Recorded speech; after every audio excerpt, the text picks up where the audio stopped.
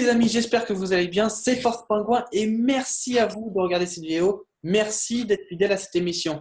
Aujourd'hui, dans Divulgation et Vérité, nous recevons pour la deuxième fois notre invité Clément. Salut Clément.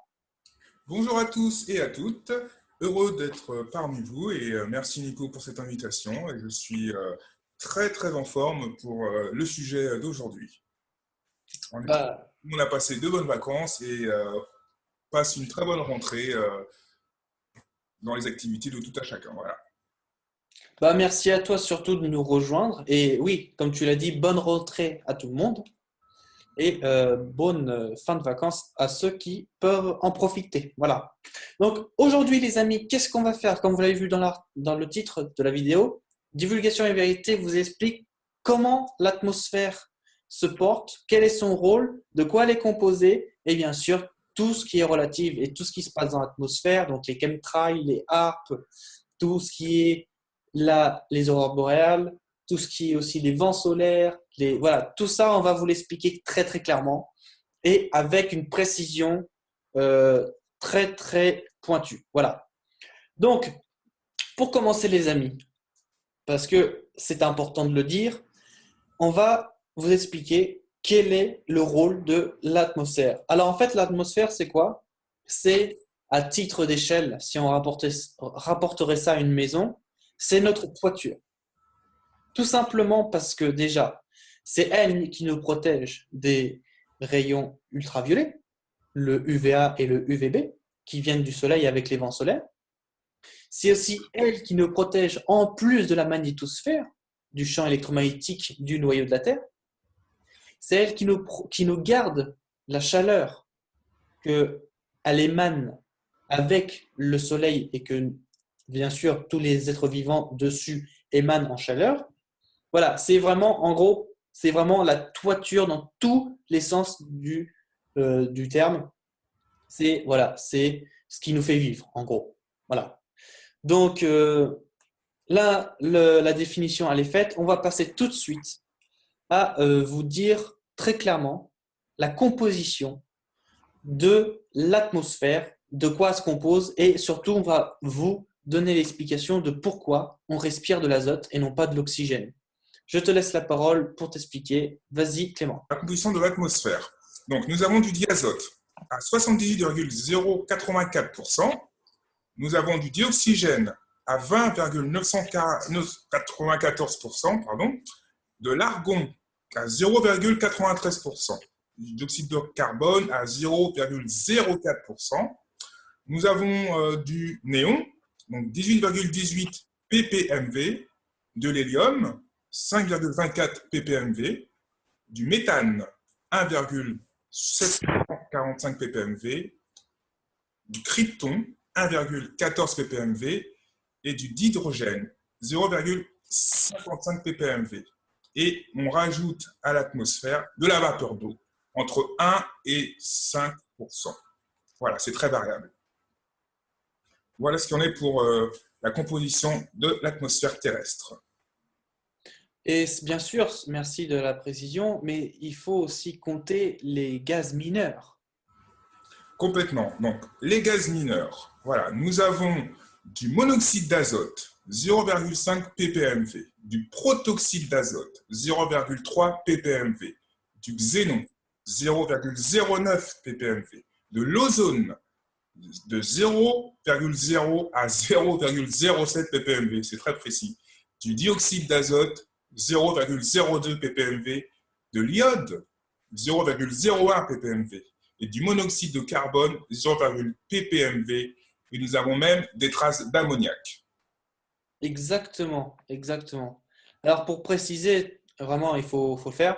Le ppmv, comme dit Clément, c'est en fait la partie par million en volume. Donc la recette, pour vous faire court, les amis, c'est très simple. Par exemple, on va reprendre le cas du diazote, 78,08%. En ppmv, ça nous fait du 780 840 ppmv. Donc, pour faire très court, vous prenez le ppmv et vous le divisez par 10, ça vous donnera le pourcentage. Donc voilà, donc en gros, dès qu'il y a trois chiffres, Après, ça fait du 0,0. Et après, le nombre. Donc, si c'est 400, c'est 0,04. 18, 0,001 et 8. Et puis après, quand c'est plus loin de 0,01 ppmv, bon, voilà, c'est en 10 puissance moins 5%. Voilà.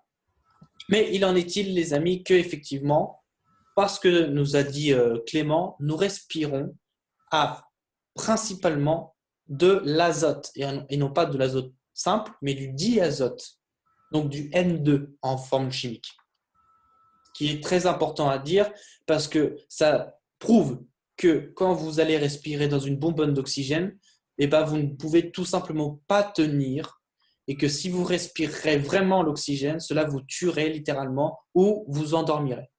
Voilà, c'était important à le préciser. Exactement. Et donc, les amis, comme on vous l'a expliqué, nous avons de l'ozone dans notre atmosphère qui s'intitule O3. Mais parce que nous avons de l'ozone, nous allons vous expliquer les différentes couches de l'atmosphère. Alors, il y en a 6, bien sûr.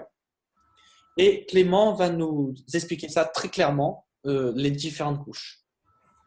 Oui, alors on part donc au niveau de la mer. Hein. Donc, nous avons donc la troposphère de 6 à 20 km. Donc, il faut savoir qu'entre chaque couche de l'atmosphère, nous avons donc une tropopause, c'est une couche minime qui sépare en fait toutes les couches succinctes de l'atmosphère. Donc, nous disons donc qu'il y a la troposphère, pardon. Ensuite, la stratosphère. Bien sûr, il y a une couche de tropopause entre les deux. Il y a ensuite la mésosphère. Donc, excusez-moi, j'ai oublié d'un petit détail. La stratosphère se situe à 50 km au-dessus de la Terre. Voilà. Donc, la mésosphère, elle, se situe à 85 km au-dessus de la Terre. Voilà, c'est là qu'on trouve à peu près tout ce qui est météorite. Voilà. Ensuite, nous avons donc encore une couche de tropopause. Et là, nous arrivons à peu près à 100 km au-dessus de la Terre. Et à 100 km, c'est la ligne de Kármán. Et la ligne de Kármán, c'est à peu près là où on situe, on va dire, la différence entre l'atmosphère et l'espace. Mais entendons-nous bien, c'est, on va dire, c'est une approximation, pardon. Il n'y a rien d'officiel. On se dit que tiens, ces 100 km-là, on sépare, entre guillemets, l'atmosphère à l'espace. Mais en soi, on va dire que ce n'est pas réellement l'espace encore, car nous entrons donc dans la thermosphère. Et là, nous sommes effectivement de 100 à 690 km. Mais nous sommes encore dans l'atmosphère terrestre, hein, nous entendons bien. Nous n'avons pas quitté réellement l'atmosphère terrestre. Nous avons donc encore une couche de tropopause. Et ensuite, nous avons l'exosphère. Et là, c'est de 690 km à 10 000 km au-dessus du sol. Donc, à 10 000 km jusqu'à 50 000 km, réellement, nous sommes encore dans l'exosphère. Donc, ça veut dire que jusqu'à 50 000 km au-dessus de la Terre, nous sommes encore dans l'atmosphère terrestre. Donc, c'est des chiffres quand même qui sont quand même assez énormes. Donc, nous avons quand même un tas d'air au-dessus de nous, c'est ce qu'on peut dire. Voilà. Exactement, et grand merci de la précision.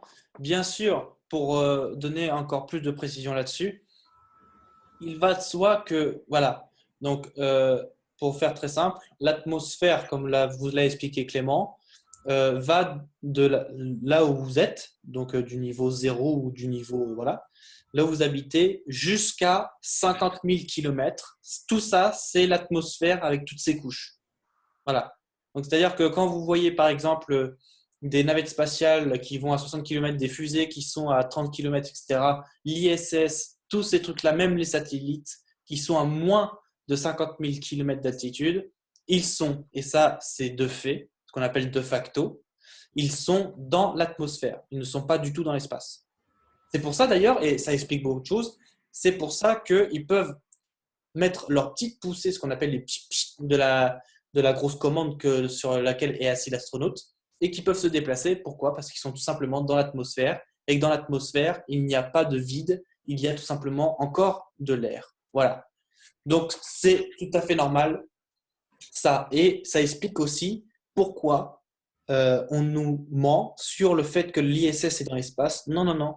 Elle est dans l'atmosphère. Comme vous le démontre cette image, d'ailleurs, elle vous le démontre très bien que l'atmosphère se termine à 50 000 km. Voilà. Et que tout ce qui est en dessous est dans l'atmosphère.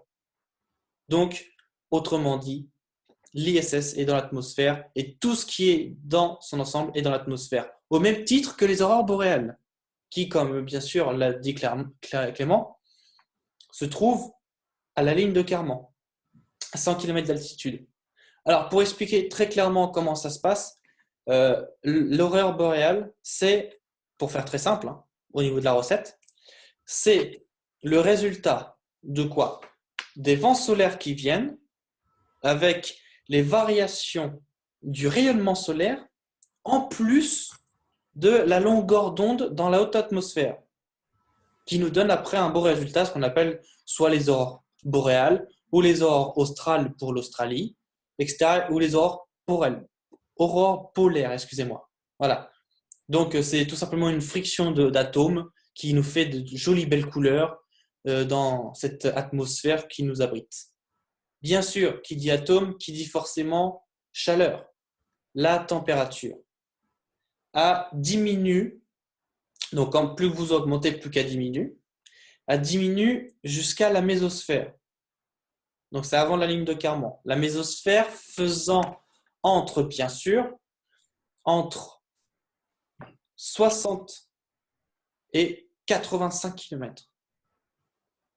Sachant que entre chaque couche, comme le Clément nous l'a dit, vous avez pour la troposphère, une tropopause, pour la mésosphère, une mésopause, etc., etc. Voilà. Et donc, de fait, vous avez vraiment tous les atomes qui se refroidissent. Mais, attention les amis, pourquoi on appelle thermosphère? Parce que terme est le mot grec ancien qui veut dire chaleur, et sphère, c'est pour la sphère, parce que, bien sûr, Gaïa est une sphéroïde. Ça, c'est clair, c'est prouvé. Et donc, du coup, en fait, à partir de la thermosphère, donc, on s'entend bien qu'à partir de 85 km d'altitude, la température réaugmente.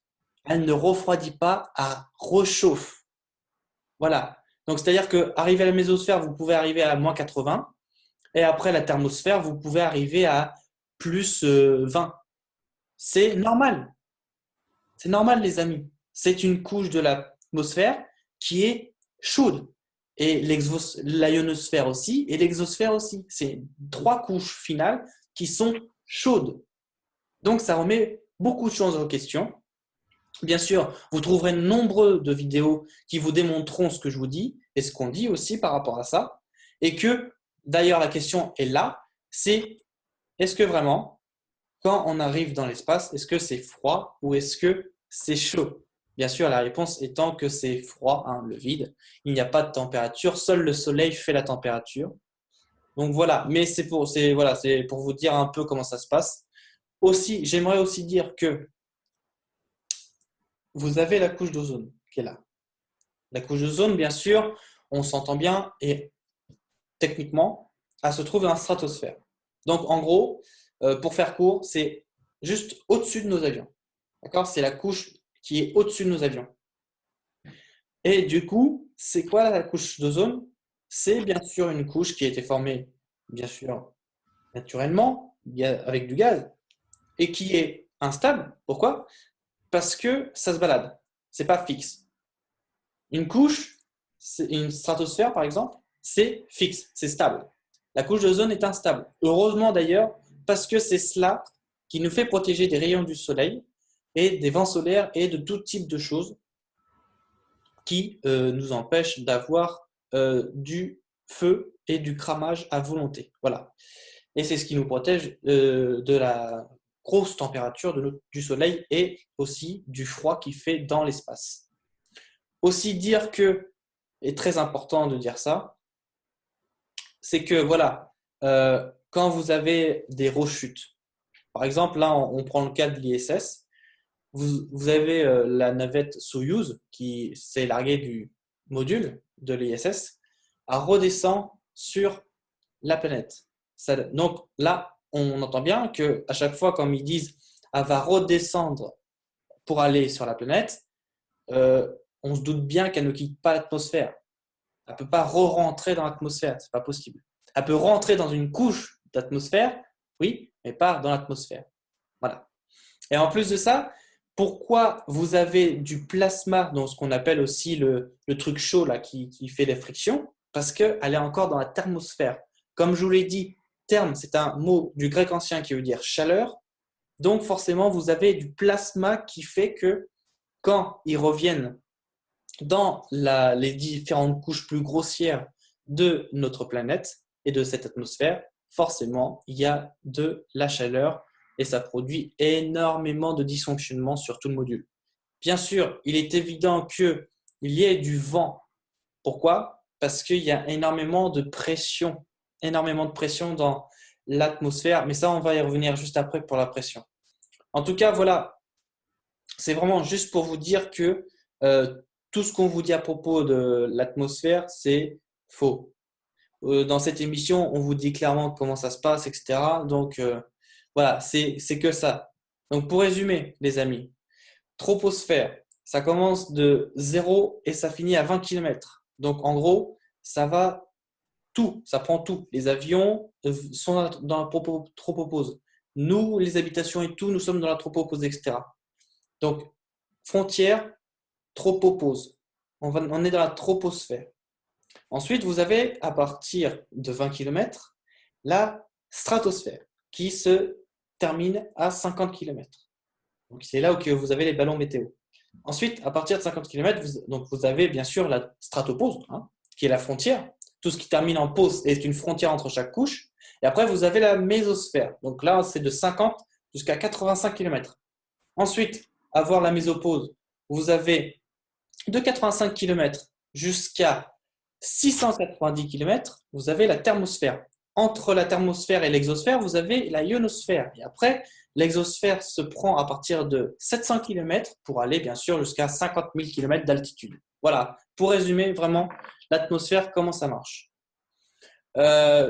Pour continuer, bien sûr, vraiment pour continuer le sujet, je vais laisser Clément nous expliquer très brièvement les pressions atmosphériques, comment cela marche et surtout comment cela s'organise pour nos mers. Je te laisse Clément. Alors oui, là, donc la pression et l'épaisseur de l'atmosphère terrestre. La pression atmosphérique moyenne au niveau de la mer est de 1013 hectopascales. Donc la masse atmosphérique totale est de 5,1480 fois 10 puissance 18 kg puissance 18. Donc je ne raconte pas le chiffre que c'est une pression énorme finalement. Mais la pression atmosphérique, déjà, qu'est-ce que c'est? C'est le résultat direct du poids total de l'air se trouvant au-dessus du point où la pression est mesurée.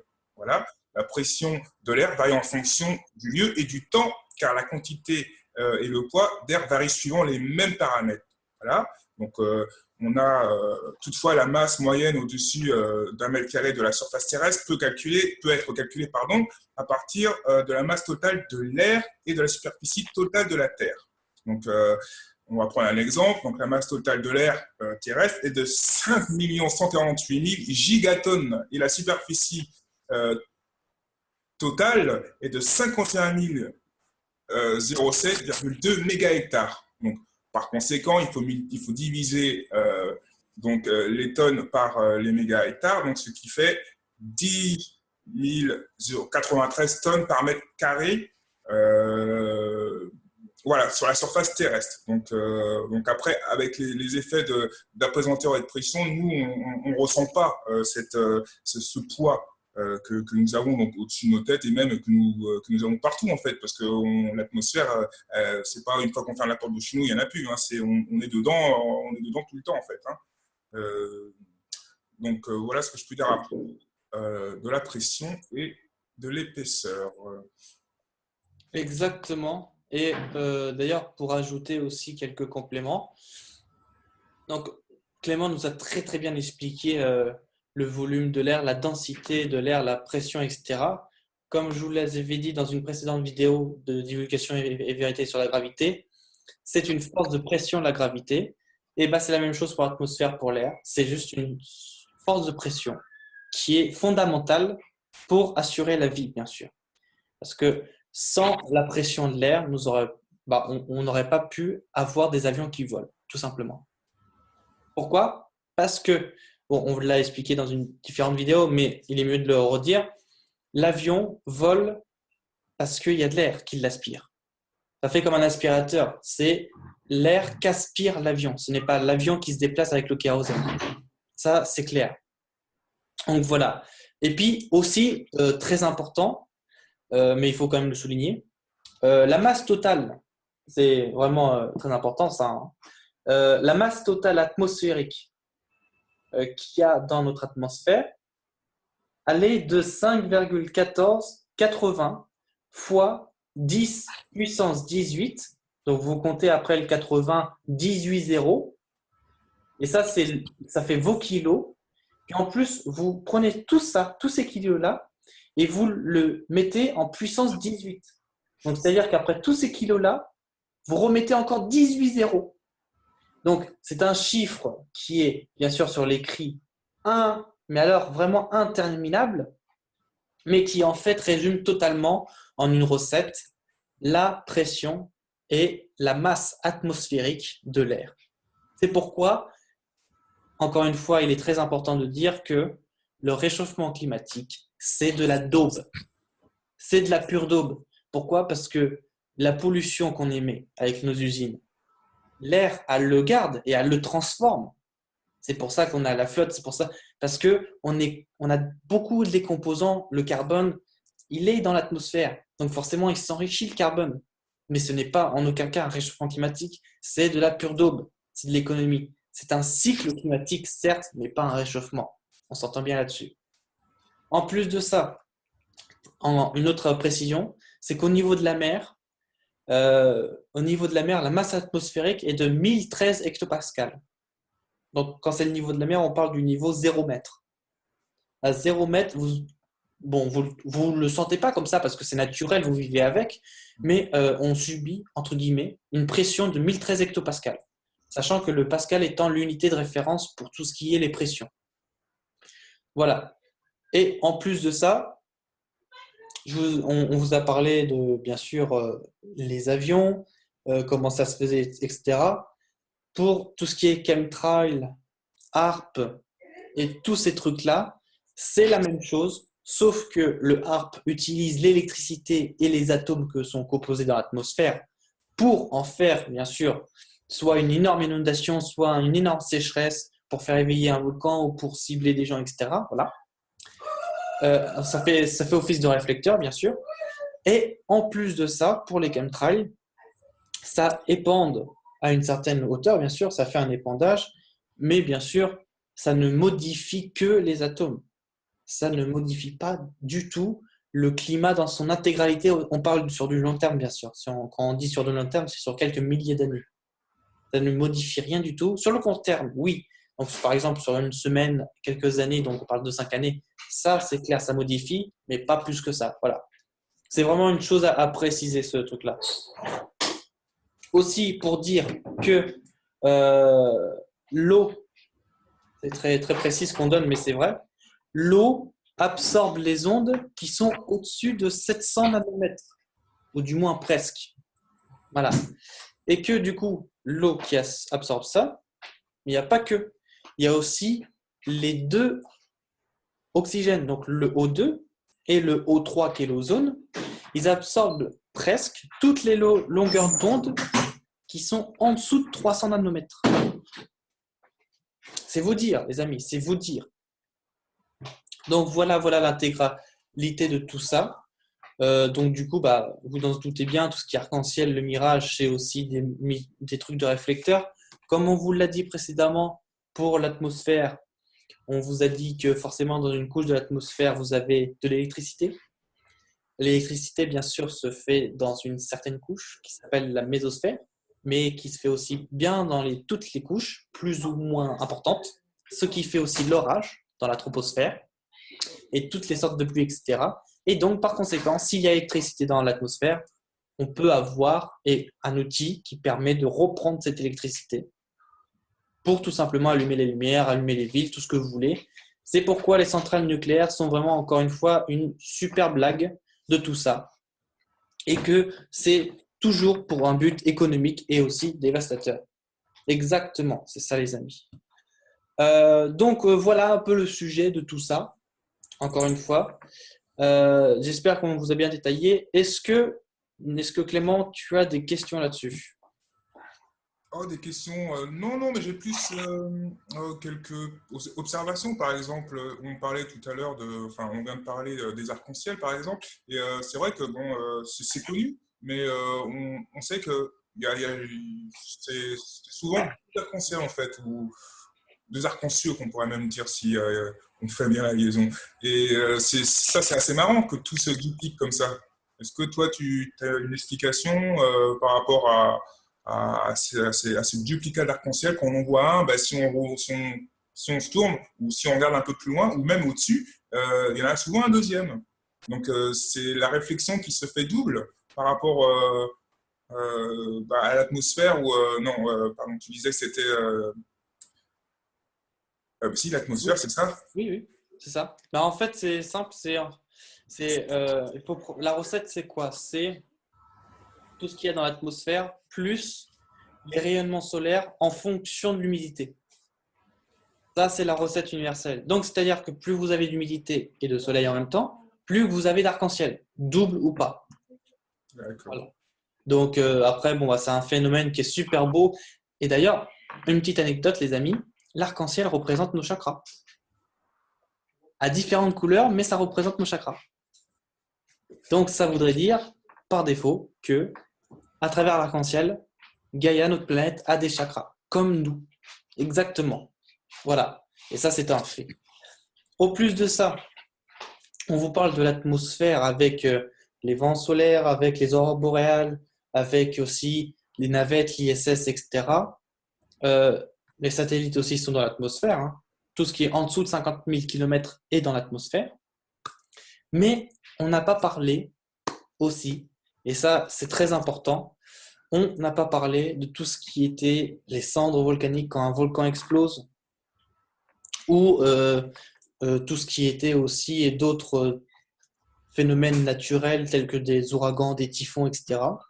Alors, bien sûr, il faut reprendre les mêmes schémas, hein, d'accord, c'est l'atmosphère, mais après, à des subtilités plus fortes. C'est-à-dire que pour le volcan va émettre de la cendre dans l'atmosphère à une certaine hauteur de la troposphère.